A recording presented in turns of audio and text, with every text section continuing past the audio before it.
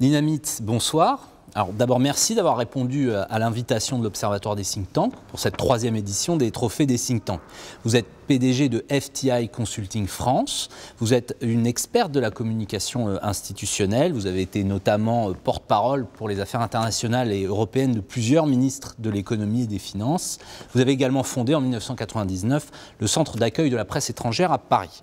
Alors ma première question, c'est quel est le regard portez-vous sur la communication des think tanks? Finalement, les trouvez-vous efficaces dans leur travail de diffusion des idées, que ce soit auprès du monde politique ou du grand public? Je les trouve aujourd'hui absolument remarquables et ayant fait d'énormes progrès ces dernières années.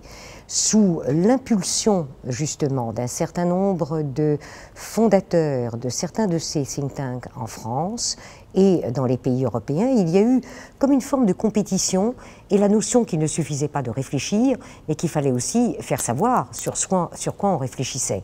Donc aujourd'hui, oui, si vous me posez la question, le faire savoir, la communication des think tanks est tout à fait opportune, tout à fait utile et excellente. Alors, puisqu'on parle d'influence, c'est vrai que le travail des think tanks est parfois confondu dans l'esprit commun avec celui des cabinets de lobbying. Qu'y a-t-il, selon vous, de fondamentalement différent dans leur travail, dans leur approche? Mais tout est différent.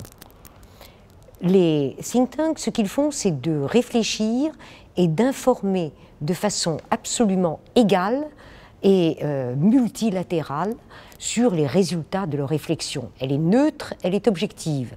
Le lobbying, par contre, est dirigé vers des personnes vulnérables à un certain discours et va transmettre des informations qui seront nécessairement orientées en faveur de la cause défendue. Donc ça n'a rien à voir.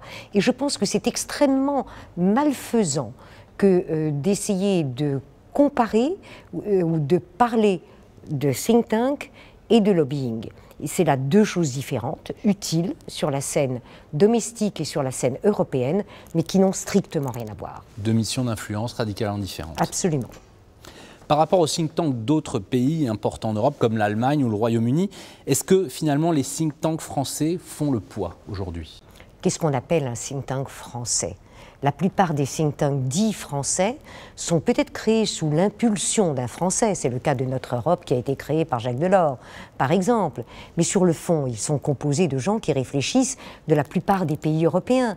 C'est le cas pour d'autres think tanks comme Bruegel, par exemple, qui est basé à Bruxelles et qui est dirigé aujourd'hui par Jean-Claude Trichet après avoir été dirigé par Mario Monti. Donc, de toute façon, la réflexion qui est faite, elle est européenne. Et je dirais, comme un de mes maîtres qui était Dominique Strauss-Kahn, en Europe, au moment du passage à l'euro, je dirais, la plupart de ces think tanks sont peut-être français, mais ils sont européens et ils sont à Bruxelles. Louise Harvey, vous dirigez FTI Consulting Belgique, vous êtes basée à Bruxelles.